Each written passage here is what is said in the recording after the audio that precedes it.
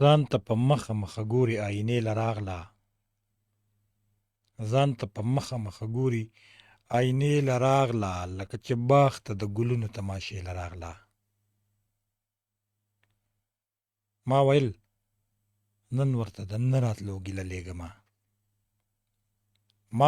نن ورته د نه راتلو ګیله لېږمه هغه په خپله دې خبرې له ګیلې له راغله تا د وفا او جفا دواړه لاس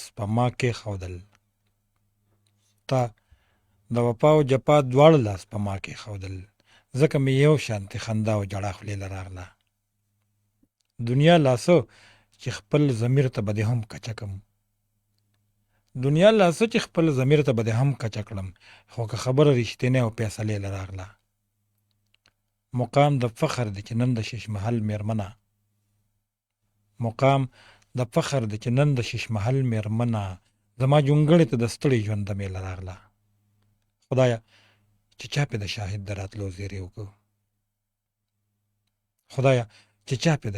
د راتلو زیری وکړه په تندکونو دروازې له راغله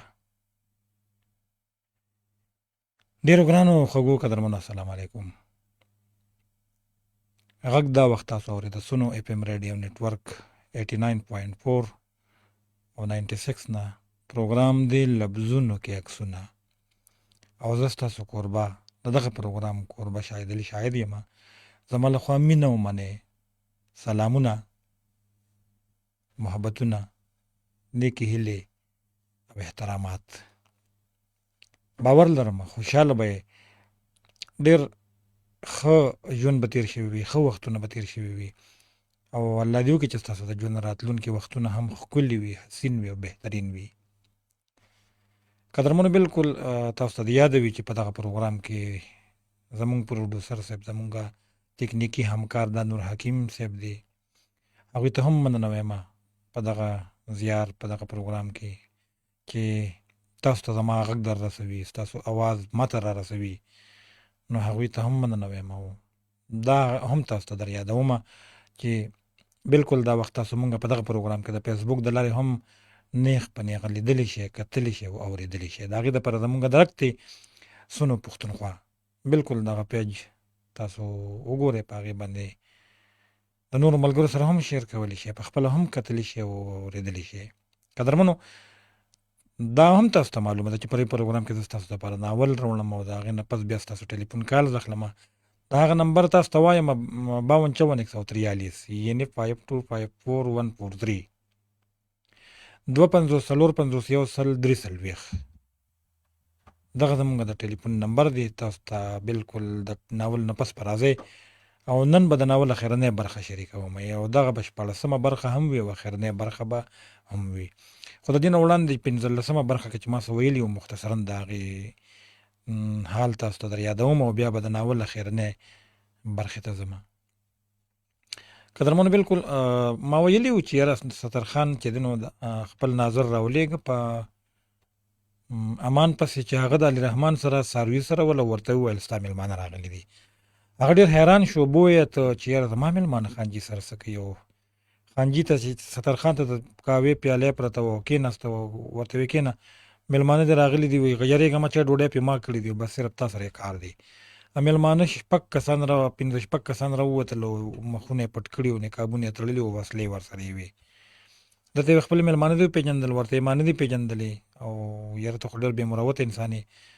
بیا ورته ووایي چې یاره خانجي دا به ستا مېلمانه ځکه چې که دا زما مېلمانه نو زما نه به یې ستر نه کوو دا خو ستا مېلمانه دي نو هغه یو ورته وسلې ورله چې دی نو په سینه باندې کېښوده ورته یې ډېر خبرې مه کوه که نه اوس به دله خوله بنده کړمه ده ورته ویې بالکل اندازه ولګېده چې دا ستا مېلمانه دي ځکه چې مېلمانه د چا خوله بندوي نه خبرې اوري او اوس ما ته اجازت دی زه لاړ شم نو ورته نه بالکل تا ته اجازت نه دی نو یې څه وکړمه وایي ته چې دی خپله استغاثه واپس واخله هغه وسله وال ورته وي نو هغه ورته دا خو وړه خبره ده دا خو که ما ته د خانجي ویلو د خپل نوکر په خوله نه هم به ما کړې وه پرېښې به مې وه اجازت دې ما ته لاړ شمه ورته وی نه بالکل نه داسې ده چې لاړ شه خو خپله کډه دې واخله او کور مونږ ته خالي کړه کنې سبا به په هغې ټیټر ګرځي او ځمکه مونږ ته پرېږده د فقیر بابا ځمکه چې هغه مونږ واړو او کور هم واړو نو ده ورته چې ښه مونږ کډوالو نو چېرته به ځو؟ نو دا ستا خپله مسله ده چې چېرته ځې. به هر حال دغه وخت کې کومې خبرې چې شوې وې تفصیلي نه کوم، خو د ده په مرۍ باندې چې ده نو هغه او په سینه او په خېټه ټوپکې کېښودې شو او دې ده ته یې وویل چې یاره او د دې خبرې نه پس چې ده ورته وویل اخري کې چې بس ټیک ته ته هېڅ هم نه منې، نو بس بیا چې دی نو دې مېلمنو ته ووایه چې ګوتې راکاږي، نو بس چې خبره ختمه کړي نو هغې پې وسلې د پاسه کېښودې او ده ورته ده د ځان سره وویل چې یاره بابا بس سبا به چې دی نو ته هم د دغه کور نه وځې، د دغه کور دیوالونه به راوغورځېږي او ځان سره یې کلمه شهادت شروع کړ.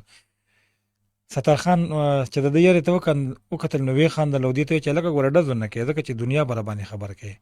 منشي ته یې چې ورشي هغه پړې راوړی او دې د لاسو خپونه کلک وتړی او هغه بټۍ ته د هغه کویلي هغه اور چې پکې بلیږي هغې ته یې وغورځوي هغه تنور ته چې د ده هډوکي هم پاتې نه شي. هغې پړې راواغسته او ورته چې تاسو دې وتړئ او زه ستاسو هغه انعام راوړم شمارم یې. یو وسلوال ورته وویل چې نه د هغه مونږ شمارلی دی، د هغې د شمارلو ضرورت نشته او په ګاډي کې پروت دی او ته کښېنه دا منظر په خپلو سترګو ووینه. بل یو کس وویل چې یاره داسې کار دی چې د خانجي سترګې د خانجي زړه ګوره ډېر هسې نه چې برداشت یې نه کړي، زړه یې نري دا سترګې وله وتړی. نو هغې د سترخان سترګې وتړلې او هغه سره یره شوه خو غږ یې ونه کړ. بیا یې ورته وویل چې یاره هلکه ګورې پام کوې ګورې هسې نه چې د خر په ځای کولال وداغې. بیا هم ورته یو کس په خندا کې وویل چې یاره د دې کولال په خوله مونږ ډېر خرونه داغلي دي، نن د دې کولال نمبر دی چې ویې داغو. به هر حال لاسونه او خپې یې له کلک وتړل او ویې هلکه اوچت یې کړې هغه ځای ته یوسه کوم چې د امان دپاره خوښ کړی دی هغه تنور ته. او ده چغې شروع کړه چې ګورې یې د الله دپاره ګورې زه ګورې ما سره دا ګپ مه لګوې ګورې زه ګورې په زړه ډېر نرۍ یم. او هلکه انځرګل وویل ته چې ده نو دومره او هغه چې ده نو امان سترګې پټې کړې وي او یو طرف ته ناست و.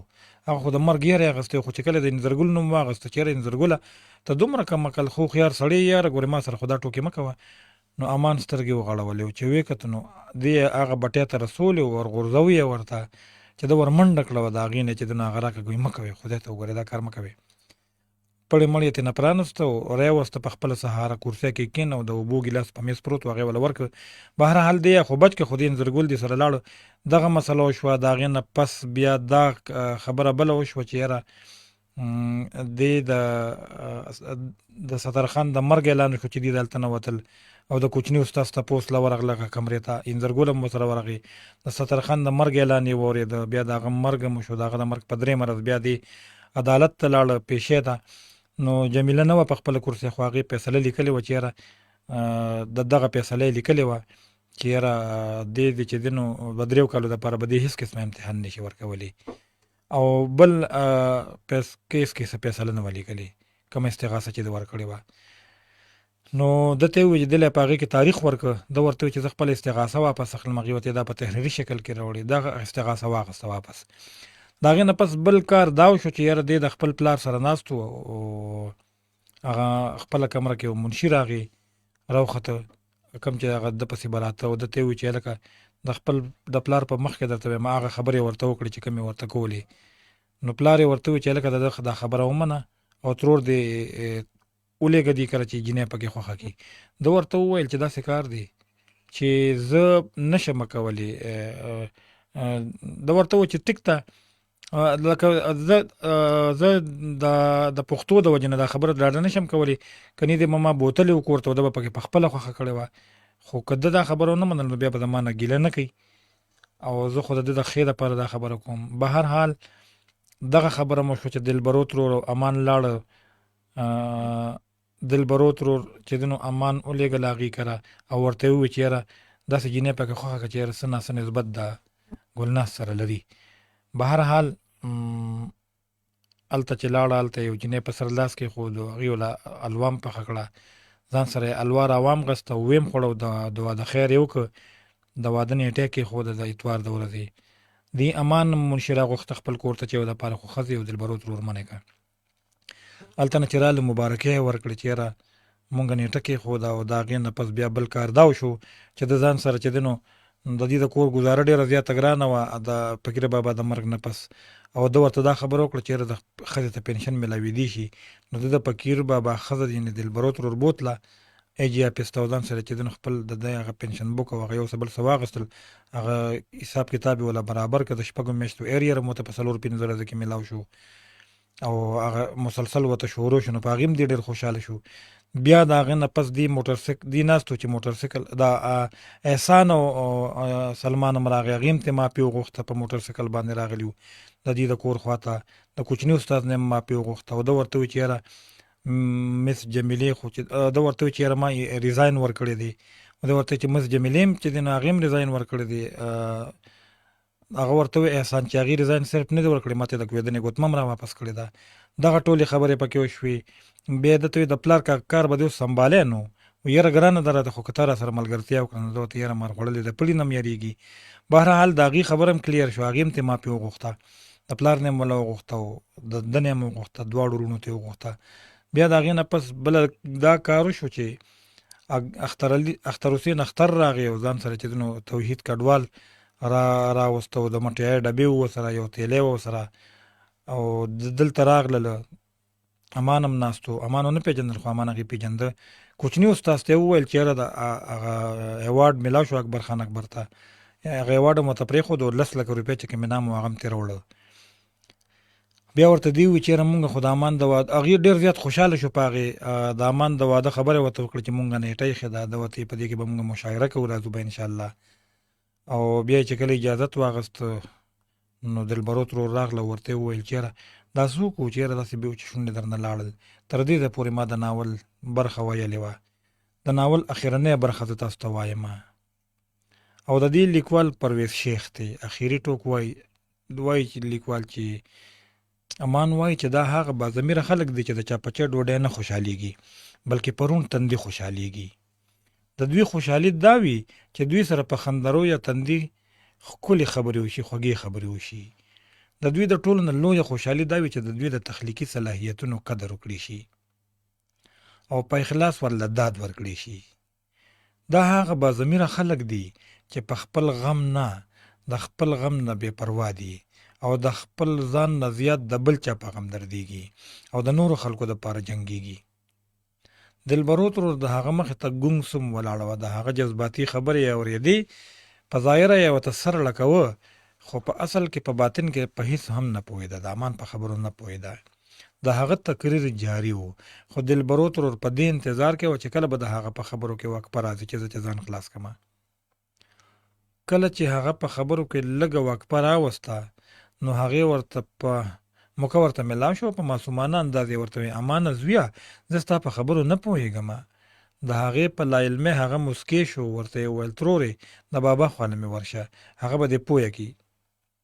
کوچني استاذ ته لکه چې د خبرو موقع میلاو شوه، ورته یې وویل دا ښه ده چې راغلې خورې، راشه دا پیسې هم کور ته یوسه او د مټیای د ډبې هم کور ته یوسه. دلبرو ترور چې د اروپو بنډلونو ته وکتل نو په حیرانتیا سره وویل او دا دومره ډېرې پیسې دا کوم ځای کې وي؟ دا د مېلمنو راوړې؟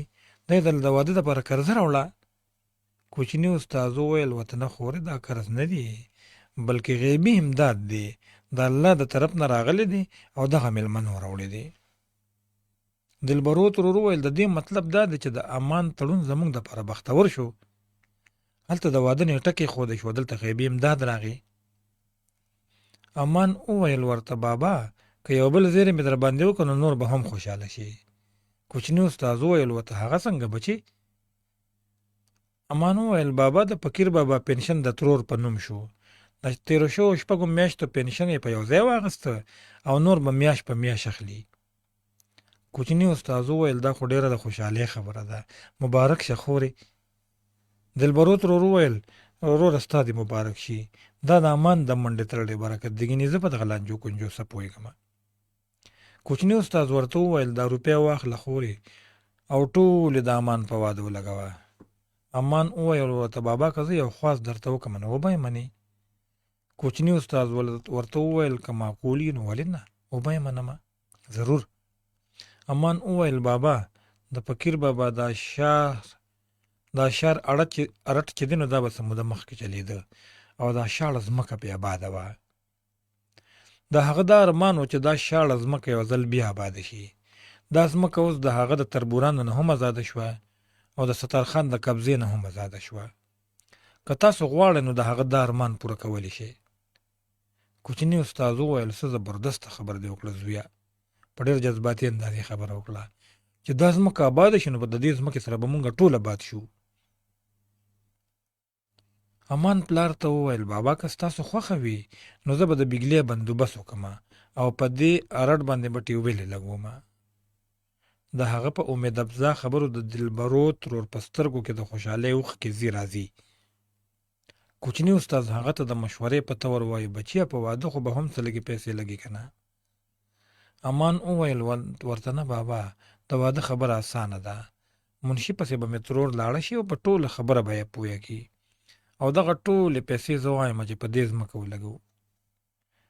امان دلبرو ترور نه تپوس کوي ستا څنګه خوښه ده ترورې؟ د هغې سترګې د اوښکو نه ډکې وې او چې کله د هغې نه رایه وغوښتې شوه نو د هغې رایه معلوموله نو د هغې دغه ډکې سترګې د هغې په مخ راماتې شوې. هغه خپلې سترګې د اوښکو نه یې وچې کړې، اوښکې یې پاکې کړې او امان ته یې وویل امانه زویه دا ارمان د عارف جمال هم و او د هغه د پلار هم و خو قدرت ته داسې نه وه منظوره. هغوی دواړه لاړل او لانجې کونجې تاسو ته پاتې شوې. چې ته د هغوی ارمان پوره کول غواړې نو د واده د خرچې غم مه کوه. زه به ستا ټول ارمانونه پوره کړمه. ستا د واده سامان ذمه منشي کاکا اخیستې ده او د میلمنو د ډوډۍ دپاره موږ سره خپل څاروي شته دي. امان وویل دغسې مې خوښه ده. دا ټولې پیسې به په ځمکه لګوو او دا ځمکه به آبادوو. دا زما ارمان دی. دې سره دلبرو ترور موسکی شوه. د کوچني استاد د غېږې نه یې ټولې روپۍ واخیستې او کور ته روانه شوه. په تلو تلو کې یې وې الله دې ستاسو ټول ارمانونه پوره کړي. امان غوښتل چې زما واده په ډېر ساده طریقې سره وشي. دا د خیال د کوچني استاد هم و او د دلبرو ترور هم و. هغوی غوښتل چې بس صرف هغه چاته د واده بلنه ورکړي شي د چا نه چې د هغوی ارغېدن نه کېده. په دغه کسانو کې د دلبرو ترور د طرفه د هغې دوه لوڼه وې. د امان د طرفه انځرګل او ګلپري او د کوچني استاد د طرفه د هغه د ټولنې ملګري وو. د هغوی د اندازې مطابق د دغه ټولو میلمنو دپاره یو ورغومې کافي و. په دې فیصله هغوی ټول متفق شو. د کوچني استاد د هدایت مطابق د واده وینا د هغه ملګرو ته د بلنې نه شروع شوه. اختر حسین اختر ته د واده بلنه ورکړې شوه. دا ورته هم وویلی شو چې خپل ټول ملګري دې خبر کړه. دې نه وروسته امان انځرګل ته کال وکړه چې هغه سره رابطه ونه شوه نو بیا امان او دلبرو ترور په ګلبري پسې لاړل. چې هلته ورسېدل نو هغوی ته داسې معلومه شوه چې د دې کور نه کډه وړلې شوې ده. په کور کې ویرانه ویراني وه. غولې د خځلو او خاورو نه ډکو. امان ته دا احساس بیا بیا کېده چې کېدای شي مونږ پردي کور ته راغلي یو. خو هغه چې په غولې سرسري نظر واچوه نو یو اړخ ته یو ښځه په یو کټ کې لکه د ژوندي لاش پرته وه او د هغوی طرف ته یې کتل. هغه چې کله د پوښتنې په غرض د هغې خوا له ورغې نو د ستړي مشي په توګه یو اوچ لاس هغه ته ونیولی شو. امان چې هغې له لاس ورکړ نو هغې د امان لاس کلک ونیوه لکه هغه چې د امان په سهاره پاڅېدل غواړي. امان چې د هغې په نیت پوه شو نو د هغې لاس یې په لاس کې کلک او په مزه مزه یې په کټ کې کېنوله. هغه موسکی شوه او دواړو ته یې په سترګو سترګو کې ستړي مشي ووي. د هغې غوښې دوړېدلې وې. د هغې د مخ کاسه تشه شوې وه. د هغې د سرپیچک لاندې د هغې اوچ ویښته د مودو مودو د هغې په اوږو لکه د اوچ سرګړي پراته وو. د هغې د سترګو اوچو ډنډونو دوه اوچ پوټکي نیولي وو او په دغه اوچو ډنډونو کې دوه اوچ ګاټي په جوورو کوتو کې اوچ ګیټي ښکارېدله. هغه چې هغې ته مخامخ په ځمکه کېناسته او ښه په غور یې ورته وکتل نو د دغه جوورو کوتو په دوو اوچو ګیټو کې ورته خپل دوه تت تصویرونه ښکاره شو. دې سره د هغه دواړه سترګې ډکې شوې. او په ډډ اواز یې وویل ګلپري، ته ګلپري؟ د هغه په تپوس ګلپري موسکی شوه. د هغې موسکا د هغه مړاوي ګل موسکا وه چې د هوا په چپو ترېنه پاڼې پرېوځي او تش ډنډر پاتې شي. هغه ترېنه په یره یره تپوس وکړ ګلپري دا په تاسو وشو؟ ستا هغه مستي، هغه ځواني او هغه غټ بدن هغه چېرته لاړه؟ د هغه په تپوس ګلپري غوښتل چې هغه وجاړي، خو په سترګو کې یې اوښکې نه راتلې. هغې خپله دواړه منګولې ومروړلې، ورته یې وویل ستاسو د تلو نه پس هغه اوبه شوې او ودوړې شوې. په ډېر کمزوري حرکت یې وویل. د دې نه پس هغې په کټ کې سر ولګاوه او خپې ورپسې دلبرو ترور اوچتې کړې. هغې سترګې پټې کړې او په پټو سترګو یې وویل ما معاف کا مامنا، ما ستاسو هېڅ مېلمستیا ونه کړې شوه. امان او دلبرو ترور یو بل ته په سوالیه نظر وکتل او یو بل ته په سترګو کې څه ووی. امان ډېر په تیزۍ سره بهر ووت او یوه شېبه پس واپس راغی.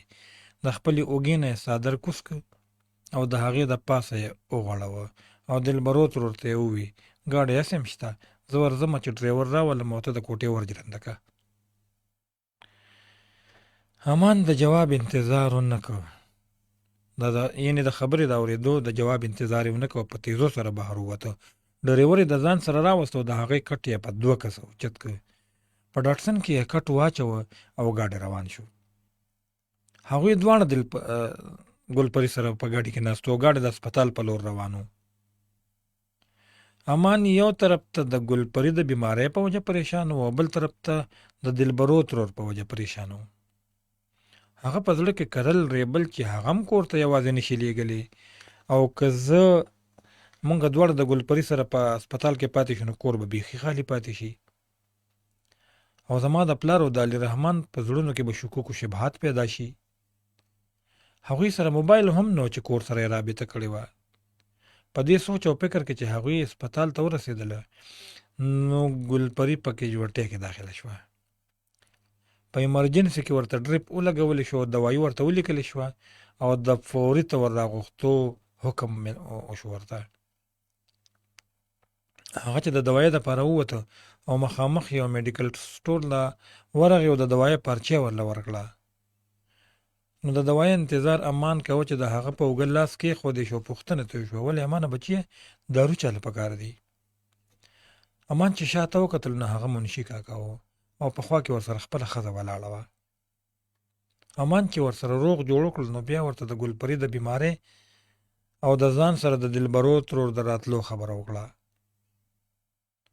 امان ته هغه وویل چې مونږ په کالو پسې راغلي یو، هغه کار شو اوس کلي ته روان یو. منشي کاکا ورته وی. د منشي کاکا په خبره امان ډېر خوشحاله شو. ورته یې وویل چې تاسو ځئ نو دلبرو ترور هم د ځان سره بوځئ، ګاډي ته ولاړ دی 3 واړه پکې کېنئ.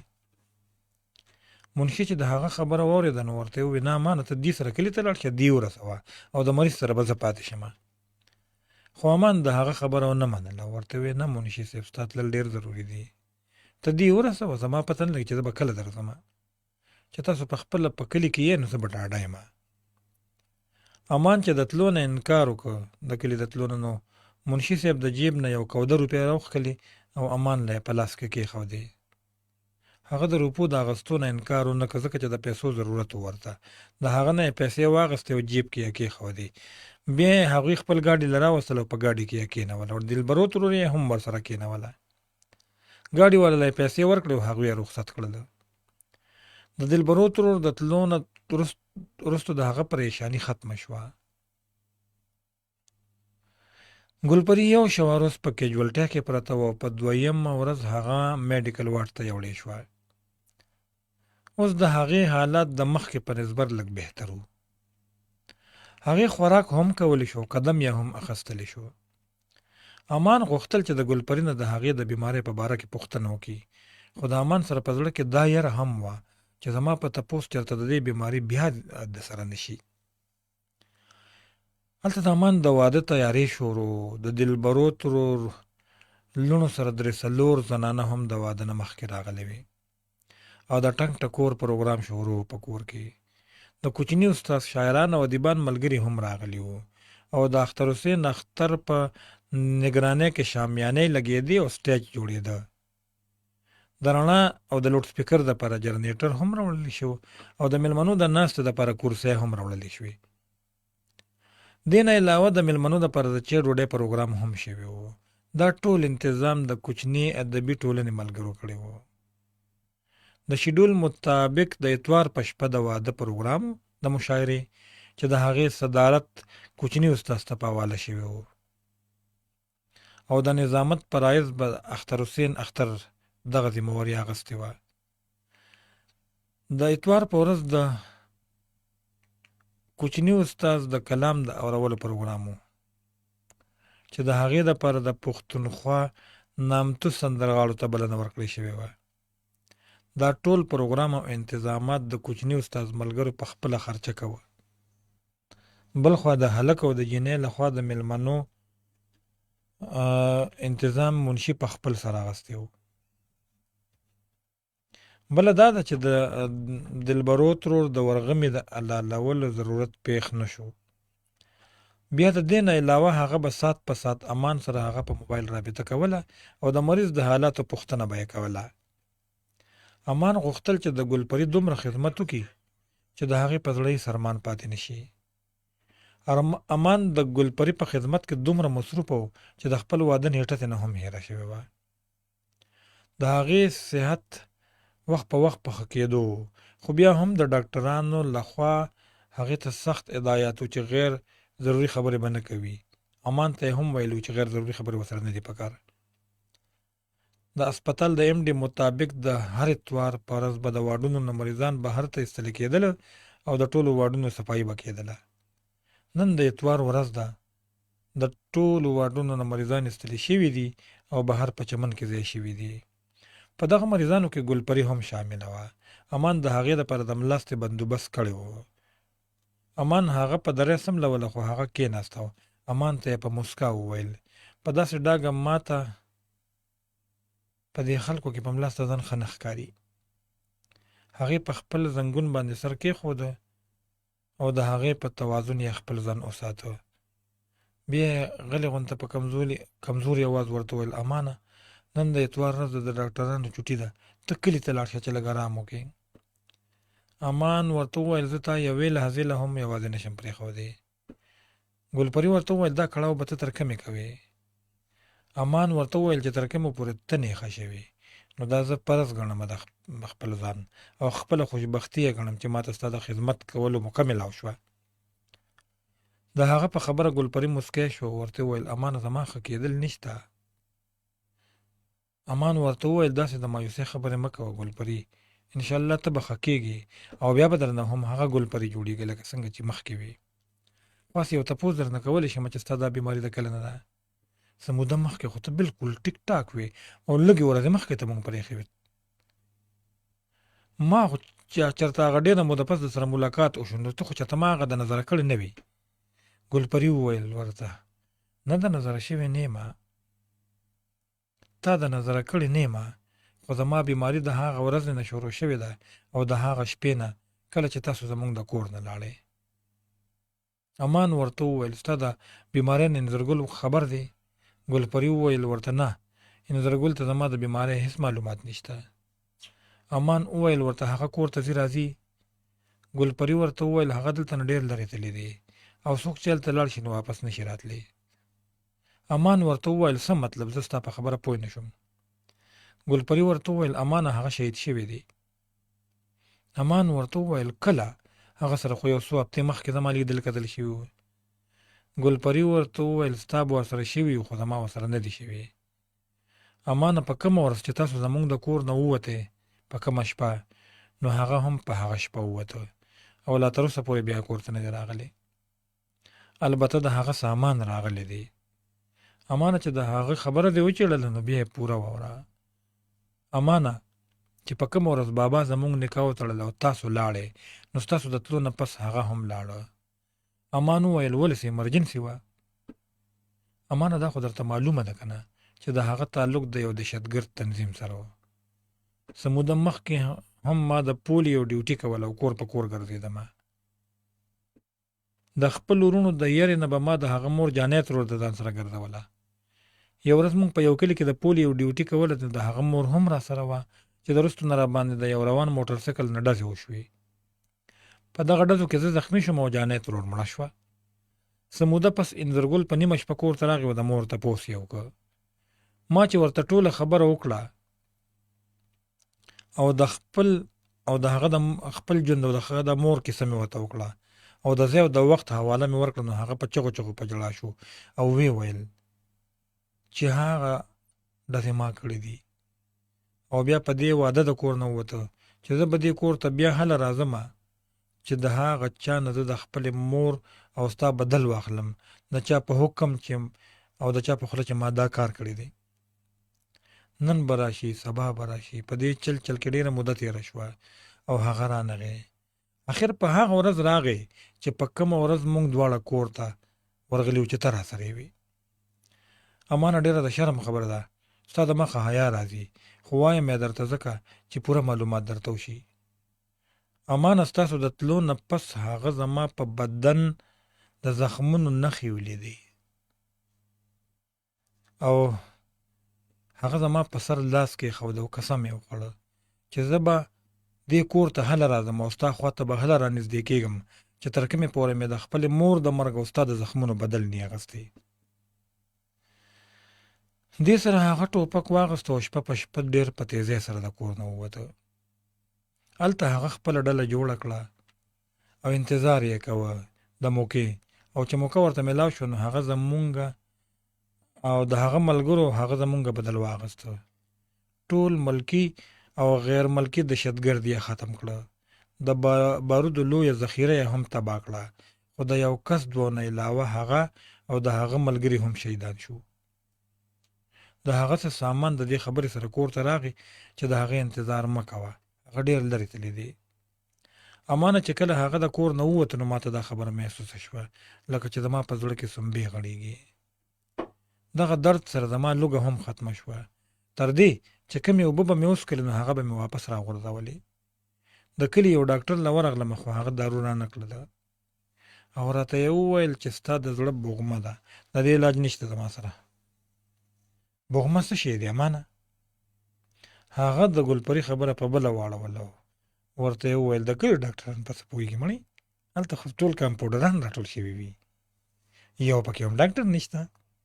ما ستا او ستا د بیمارۍ متعلق تپوس د ډاکټر نه کړی دی، دلته ښه لوی ډاکټران دي، دوی وایي چې هېڅ هم نشته، خو بس صرف د کم خوراکۍ په وجه لږه کمزوري شوې ده، ټیک به شي. د امان په خبره هغه موسکی شو، ورته یې وویل دا ښه ده چې ته راغلې امانه، ګنې زما خو څوک د ښخولو هم نه و. امان وویل ورته داسې د مایوسۍ خبرې مه کوه ګلپري، پلیز ځان هم مه خفه کوه ما هم مه خفه کوه. ګلپري تپوس وکړه امانه تاسو موږ کره څنګه راغلې وې؟ امان ورته وویل موږ ستا د بیمارۍ نه خبر شوي وو، ستا پوښتنې له راغلي وو. هغه یو سوړه سویلي وکړي او په خوله لاس کېږدي او په خپله سویلي پسې بره ګوري. امان هغې ته په یره یره وایي ګلپري په ناسته ناسته ستړې شوې، لږه سمله چې دمه شي. ګلپري د هغه په خواهش انکار ونه کړ، د هغه په سهاره په دری سملاسته. د ملاستې نه پس چې هغه سملاسته نو بیا یې امان ته کتل او په کتو کې یې پوښتنه وکړه امانه تا ما ته رښتیا خبره ونه کړه، ما ته سمه خبره وکړه، څنګه راغلی وې زموږ کور ته؟ امان وویل ورته رښتیا خبره ده چې زما د واده نیټه ایښودې شوې وه او موږ په تا او په انځرګل پسې د واده بلنې له راغلي وو. ګلپري ورته وویل لوستې رښتیا خبره وکړه، ستا واده کله دی؟ امان په ذهن زور واچوه ووایي یاره کېدی شي چې نن وي. ګلپري وویل هو تا زما دپاره واده پرېښی دی؟ امان ورته ویل ستا دپاره زه ټولې خوشحالۍ پرېښودی شم خو تا په داسې حال کې نشم پرېښودی. ګلپري ورته وویل تا خپله ناوې لیدلې ده؟ د چا په شان ده؟ امان ورته ویل نه ګلپري ما خپله ناوې نه ده لیدلې او نه راته دا معلومه ده چې د چا په شان ده. دا واده د مجبورۍ واده دی چې ته د بل شوې. ګلپري د هغه د خولې نه خبره اخلي او وایي ورته داسې مه وایه امانه، دا د قسمت فیصلې دي، خپلې بیبي سره ډېره مینه کوه، هغې ته زما په سترګو ګوره. رښتیا خبره دا ده امانه چې مونږ دواړه د یو بل دپاره پیدا شوي وو او مونږ د جدایۍ اډو تصور نشو کولی، خو تقدیر په بیلو او ورکو لارو د یو بل نه بیل کړو، داسې یې در په در کړو چې د یو بل نه یې ناخبره کړو. او په داسې وخت کې په یو لاره کې یو بل سره بیا یو ځای کړو چې ستا مخه یو خوا ده او زما مخه بل خوا ده. مونږ یو بل دواړه کراس کولی شو، خو په یوه لاره نه شو تللی. عجیبه انکشاف دی. نن ستا د ناوې د راتلو ورځ ده او زما د تلو ورځ ده. اوس درنګ ساعت له به ستا د ناوې سینګار لجونه راشي او زما ساه اخیستو له به ملایک راځي. ستا ناوې به په ډولۍ کې اچولې کېږي او زما لاش به د جنازې په کټ کې اچولې کېږي. ستا د ناوې ډولۍ به ستا کور ته ځي او زما کټ به د ادیرې کور ته ځي. ناڅاپه پته نه لګي چې د ګلپري په ذهن کې څه راشي او وایي او خدایا ما معاف کا، مانه خفه نه شي. دې سره هغه کیني، الټی وکړي، په خوله او په پوزه یې شنې اوبه راشي. داسې معلومیږي چې د ګلپري د زړه بوغما وچوده. امان د جیب د رومال روباسي د هغې خوله او سپېمې صفا کوي. ګلپري امان ته په موسکا وکتل او غلی شان یې پر پیدلو شونډو وویې: اشنا د لارې نه هېرېږي، زه به د عمر اشنا څنګه هېرومه. د هغې خبره د حده پورې صحیح وه.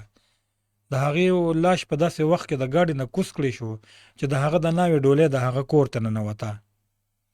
د هغې د مرګ په غږ د سنګرانو ټنګ ټکور ختم شو او په ټول چاپېریال د خفګان تور غلاب خور شو.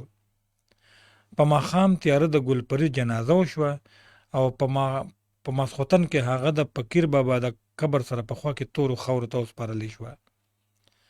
راغلي ټول سامان لاړل. شامیانې، کرسۍ، دیګونه او واده له راغلي مېلمانه هم لاړل. په کور کې دننه یو علي رحمان پاتې شو او ورسره دلبرو ترور.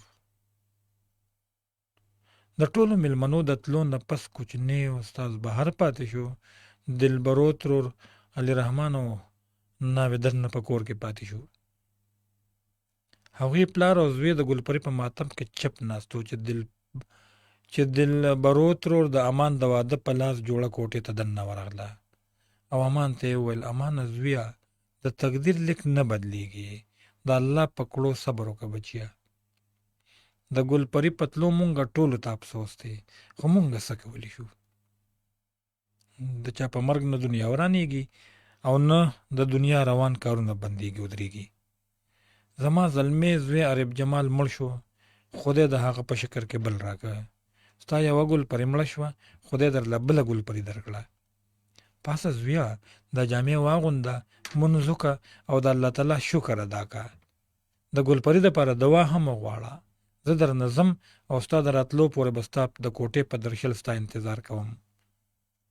دې نه پس دلبرو ترور ډېره په تیزۍ سره کور ته لاړه او د هغې نه د تلو نه پس کوچني استاد هم امان ته کور ته د تلو خبره وکړه او ورته یې وویل: پسه بچیه، کپړې بدلې کوه، د الله تعالی په نعمت باندې کفر مه کوه، مونځ وکړه او په دعا سلام سره کور ته لاړ شه. د پلار په خبره کې هغه بالکل لملیټ ونه کړه. پاسې ته جامې بدلې کړې، مونځ یې وکړه او د مونځ نه پس کور ته روان شو. دلبرو ترور د هغه د کوټې په درشل ولاړه وه او د هغه د راتلو انتظار یې کوه. څېره یې ورته په غاړه کې واچوله، مبارکي یې ورکړه او کله چې امان خپلې کوټې ته ورننوته او خپله ناوې یې ولیدله نو هغه ته داسې محسوسه شوه لکه چې ګلپري ورته په پالنګ کې ناسته وه او زما انتظار کوي. خو بیا یې په زړه کې راغله چې ګلپري خو ما په خپل لاس خښه کړه، خاوره مې پرې واړولې په خپل لاسه. دې سره د هغه سترګې بیا یو ځل ډکې شوې، خو هغه نه غوښتل چې خپلې ناوې ته خپلې اوښکې وښیي او خپل خفګان ورته ښکاره کړي او هغه د هغې مینې نه محرومه کړي د کومې چې هغه مستحقه وه. هغه چې کله د هغې پالنګ ته وکتل نو په هغې واقع چې ګلپاشي شوې وه او هغه د هغې په خوږو وږمو کې ناسته وه. هغه د خپلې ناوې په خوا کې کېناسته او په دواړه لاسه یې په مزه مزه د هغې د مخ نه د بنارسۍ پلو اوچت کړ. هغه پټې سترګې ناسته وه، سور پیزوان یې په سرو شونډو زانګېده او امان ورته په زیر زیر کته. بیا یې په زړه کې څه راغله، د هغې د بنارسۍ پلو یې پرېښوده او پاس یې د ډېر په تیزۍ سره د کوټې نه ووته. دلبرو ترور له یې اواز ورکړ. هغې د یو کور په کور په یو ګوټ کې لوښي وینځله او ډېر په تیزۍ سره د هغې خواله ورغې. هغې د لاس نه ونیول او لاس نیولې یې خپلې کوټې ته روانه کړه او د هغې په وړاندې یې ودروله او د هغې د مخ نه بیا یو ځل د بنارسۍ پلو لرې کړ او دلبرو ته ورته ویې دا تا څه کړي دي؟ ما خو تا ته ویلي وو چې زما په ناوې کې کم از کم یوه نښه چې د ګلناز وي او تا خو ما له ټوله ګلناز راوستې ده. دا واقعي ګلناز ده؟ دلبرو ترور وایي او زویه دا واقعي ګلناز ده. دا به درته خپله ټوله خبره په خپله وکړي. زه درنه لاړمه. امان د خپلې خوشحالۍ اظهار داسې کوي، د خپلې غاړې نه څېره وباسي او هغه د دلبرو ترور په غاړه کې اچوي او د خوشحالۍ نه د هغې لاسونه ښکلوي. د دواړو په سترګو کې د خوشحالۍ اوښکې راشي. دلبرو ترور د خپلو سترګو نه اوښکې وچوي او وایي الله دې تاسو دواړه د ژوند په دې نوې لاره خوشحاله ساتي. امان وویل آمین. د بنارسۍ نه هم په پټ مخ د آمین اواز راغی. قدرمنو بالکل دغه د ناول ورکو لارو اخرنی ټوک و چې تاسو واورېده او یقینا تاسو ته ما ویلي وو چې د ناول چې کوم اخرنی کیس دی د هغې سسپنس دا تر د اخره پورې دی او کله د ناول اختتام په کومه طریقه سره شوی دی. ما د پرویز شیخ نور ناول هم اوریدلی دي او ویل مې هم دي، خو د دې ناول اختتام چې په کومه طریقې سره وشو نو یقینا په ډېر ښه طریقې سره تاسو وکتل. څومره په داسې طریقې سره چې د ګلناز بالکل پته نه لګېده روکه شوې وه او دا دغه تیر کیس کې چې کله منشي وویل چې یاره زه دې کور ته راولم او دلبرو ترور او د هغه ښځې منې کړه چې نه چیو دپاره یې مه راغواړه نو هغې په سسپنس کې ساته. دلبرو ترور ته په هغه وخت پته ولګېده چې کله لاړه د منشي دي کره او جنکۍ ورله راپاڅېدې او منشي چې دا دومره غوبل جوړ کړی و د پسې دا ته راته نو دا د ګلناز په خولې ته راته هغه ته پته لګېدلې وه ده ورته ټوله کیسه کړې وه او ګلناز دې کره پناه اخیستې وه. نو دا یو راز و یو سسپنس و چې یاره ساتلی و د لیکوال هم ساتلی و تر د اخره پورې او تاسو هم خبر شوئ. یقینا ډېر خوندور ناول و. د ناول په حواله بالکل تاسو ما سره خبرې کولی شئ 52 54 143 چې د ځان سره څومره ملګري اخیستلی شم نو زه به کوشش کوم چې زه د ځان سره ملګري واخلم. 52 54 143 دغه زموږ د ناول اخرنۍ برخه وه. د دې نه پس به ګورو چې مونږ بیا سره وړو ستاسو دپاره. دا انتخاب لا نه دی شوي او چا چې ورکې لارې ناول غوښتې و هغې به هم خوشحاله شوي وي. السلام علیکم.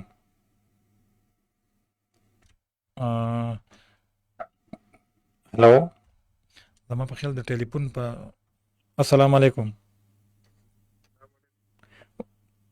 وعلیکم السلام جی. آواز به لږ راوچتوئ. څوک خبرې کوي؟ څوک خبرې کوي؟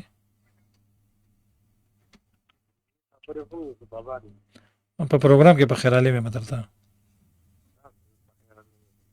ډېره مننه. خوشحاله شئ. پروګرام ډېر سور و که مونږ وکتو د ناول دغه ما خو هېري لوست نه و که خیر دغه د پکې ډېره خوندوره وه. صحیح ده. بیا پکې هېري کتاب یې ډېر بالکل دغه په شانتې ور ذهن پکې ډېر سور راپرېښود. صحیح ده. ډېره مننه. ستا اواز ما ته ډېر کم راځي. زه ډېره بښنه غواړم. ډېر خلکو ته ډېر تیز نه ورسي. بهرحال زه ګورم بل ملګری. السلام علیکم. وعلیکم السلام. شاید صاحب څنګه تاسو ښه؟ عظما څنګه حال دی؟ جوړې صحت دې ښه دی؟ بالکل خیر خیریت دی. تاسو ښه؟ خیر دی الحمدلله. بالکل یقینا چې د ناول اخرنۍ برخه به دې اورېدلې وي. جی بالکل مې واورېده. خو دا په دویم ځل چې خلک ولې هغه شان خوند یې نه لي چې څنګه یې په لومبي ځل کې اخلي. بهرحال بیا هم د ناول یو خپل خوند وي. هلو دغه عظما وه زموږ سره زموږ خورجان هغې لاین ډراپ شو. ګورو بل ملګري ګورو. السلام علیکم. وعلیکم السلام. جی څوک خبرې کوي؟ شهید علي صاحب او صابر ملنګ خبرې کوم د میرګونه په پروګرام کې په خیرالي مې درته ګلې ګلزار شي او ستاسو ټول اوریدونکو ته سلام کوم. ناول پروګرامونه مې داسې یو دوه درې څلور بارانه پکې خوا دې خوا شوي کني ټول مې اورېدلي دي صحیح ده. او ډېر خاموشۍ سره تاسو سره به کارران دوه درې په راتلل په پروګرام کې خو لکه ما پکې اسم نه ده کړې او ما وې زه به اخري پروګرام کې به خدای پاک انشاءالله مې خبرې به کوم. بس دغه دې میلاو شو، خواهشتي پوره شو. الحمدلله بالکل دا مې سره زړه مینه وه چې ما اخري پروګرام کې تاسو چې بل پروګرام کې وي که نه چې وي چې یاره بالکل دې وشي او د ګلناز یوه نښه دې پکې وي. اساسنس دغه و چې زما زړه منلې وه چې دا ګلناز چې ده نو دا په دې کور کې کېدي شي. صحیح صحیح صحیح. او ډېر په مینه محبت مې ستاسو ټول پروګرامونه اورېدلي دي او د پرویز شیخ صاحب تقریبا دا درېم ناول شو تقریبا څلورم چې زه یې ویم. او جی بالکل صحیح خبره ده. بالکل د نورو کالرانو وخت به نه خرابوي. ډېره مننه. خدای پاک دې د عمر دراز زندګي درکړي. د دې زموږ د پښتو بس پته هم ډېره مینه ماتېږي او انشاءالله را دې نه به بل خوندور ناول راوړی. انشاءالله کوشش کوو انشاءالله. ډېره مننه. الله دې خوشحاله کړه. مهرباني. صابر ملنګ و زموږ سره د میرزو نه. بل ملګري ګورم 5254 143. السلام علیکم. السلام علیکم. جی وعلیکم السلام. خیر دی الحمدلله. څوک خبرې کوي تاسو؟ حاجي زین الله خان ارباب روڼ. حاجي زین الله خان موږ سره نن نوې ملګري په پروګرام کې راځي. څنګه پروګرام دی اورېدل سره؟ یاره جی دا سره ناول مې اورېدل. شیخ صاحب کوم د خپل ناول سره پوره انصاف کړی دی او پوره کردار ادا کړی دی. دا چې ناولونو ته موږ ډېر قدر په نظر باندې ګورو او بیا خاص کر تاسو په اواز کې کوم دی هغې ته چې کوم دی پوره لکه د ناول د ادا کولو د ناول د ویلو پوره حق ادا کړو او ډېر تشکر او ډېره مهرباني.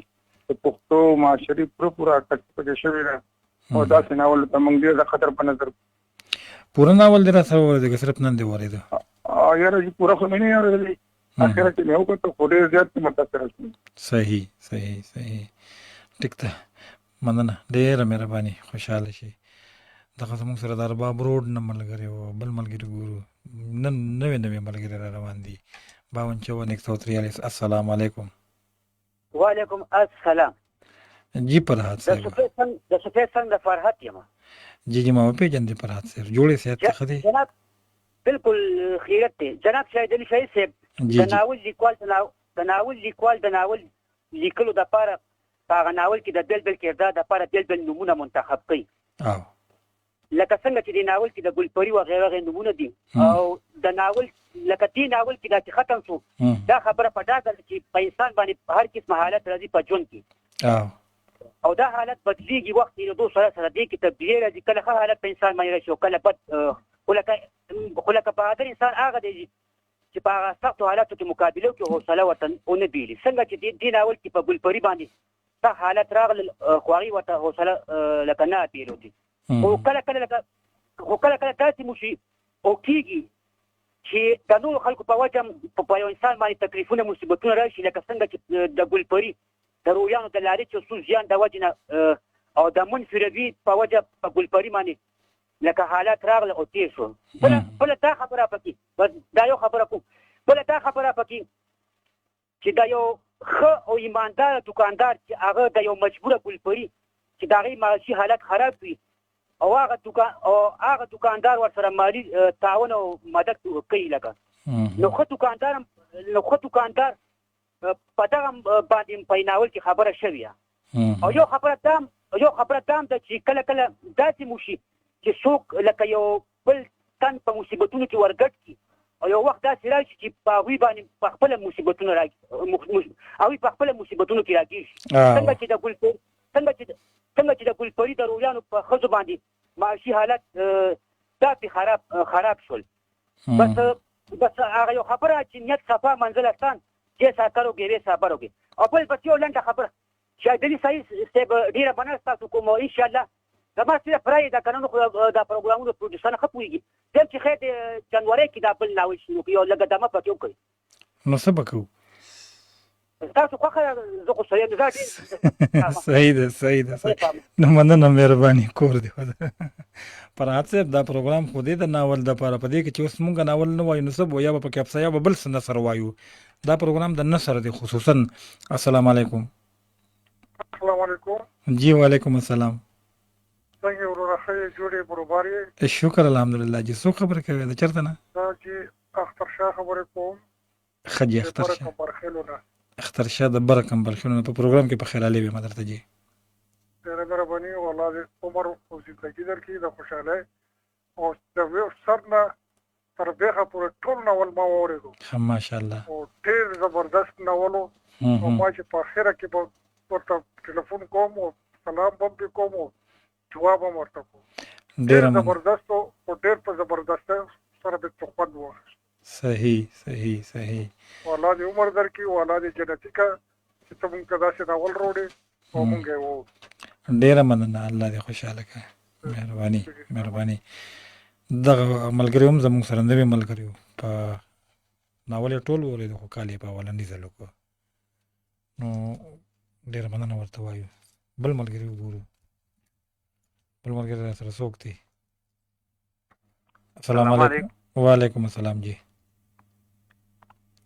هلو السلام علیکم جی وعلیکم السلام صاحبه نوام اورېدو او ډېر غټه خوند یې وکړو مزه یې وکړه ښه جي مننه په خیرالي درته ویم چې ما او سربن نثار استاد راځي په دې باندې ګلناز باندې ډېرې خبرې کړې وي ښه جي هغه ګلناز ده او کله چې دا منشي په درېیم ځل د کره راغی نو زما کور ویله دي وسوده ده ما ته وایي دا منشي چې 3 ځله رالو نو وایي دا ګلناز د کره را نو دومره سوچ او فکر سره چې چا اورېدلې ده نو دومره سوچونه یې پکې چلولي دي چې ګلناز چېرته لاړه خو دا زما د ښځې او نثار استاد او مونږه بېلې مشورې کړي دي او تا ته ما یو ټیم ویلي مو چې ګټه به دغه وي هیرو کنه د ناول د دې خو مین کردار وکړه خو زه سپیشل سلامونه کوم پرویز شیخ صاحب ته او پرین ورکوم داد ورکوم او الله دې دغسې روغ لري چې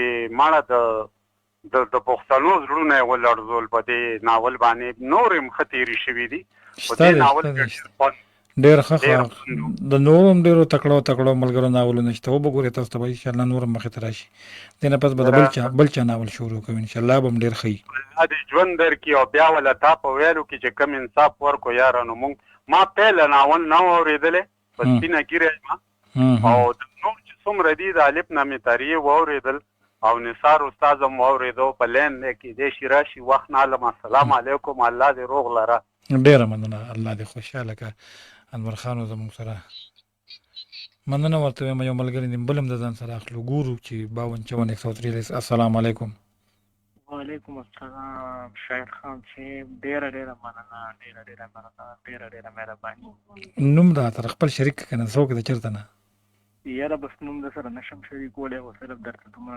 ډېره مننه او ډېره مهرباني الله دې خوشحاله کړه قدرمن شي هلو جی هلو جی आवाज دې راځي قربان نو تاسو ښه یې صحت هم ښه دی شکر الحمدلله بالکل خیر دی بس تاسو شاګرد یم بیا به در باندې ځان وپېژنم انشاءالله ښه جي ما आवाज نه پېژندې نو ما څه ووایې چې یاره نوم دې راته ووایه نه بس تاسو شاګرد یم بیا به در باندې انشاءالله څه ټایم کې ځان وپېژنم زه ټیک ته مننه الله دې خوشحاله کړه مهرباني قدرمن شي زه دې حیران کړم چې څنګه اخیری ملګری والو نور حکیم صاحب یو ملګری بل اخلو السلام علیکم وعلیکم سلام شاهد علي صاحب څنګه شکر الحمدلله جی څوک خبرې کوي جی نثار خبرې کوم سربن نه راوځه نثار کاکا په پروګرام کې په خیرالي درته وایم جی یاره زه خو بس دا نه خوشحاله یم که نه ما هم دوی سره دا مخکې دا به چې پروګرام ختم شو ما هم انور خان به ګپ لګولو دا به انشاءالله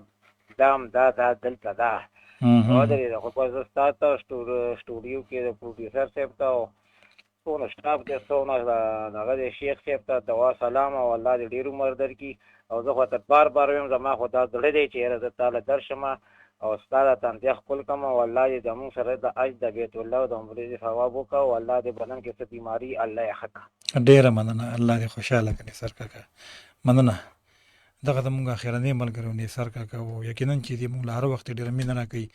الله مو ښه ساته، الله مو آباد ساته. نوي ملګري پکې هم راغله.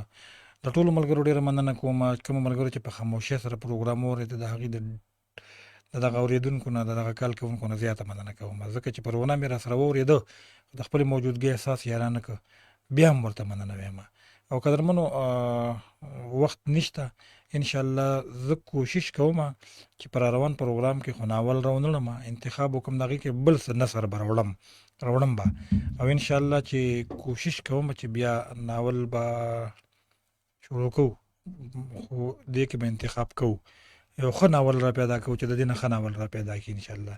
ما خو سره خو څه نه څه شته دي، خو زه نشم ویلی دا اعلان نه کوم چې زه به څه شروع کوم، د پس کم ناول شروع کوم. به هر حال اجازت به غواړم تر بل پروګرامه پورې چېرته چې هم یا د خپل ځان ډېر زیات خیال وساتئ، د ځان نه زیات د هغه خلکو خیال وساتئ چې کم خلک د ځان خیال نه شي ساتلی، خپله او تاسو ته سترګې دي، تاسو ته منتظر دي، نو د هغې ډېر خیال وساتئ. ماله اجازت راکړئ تر بل پروګرامه پورې چې چېرته هم یې شپه مو په خیر، خواږه خوبونه مو په برخه، سباون مو روښانه، ښاد آباد او بریالي اوسئ د لوی الله په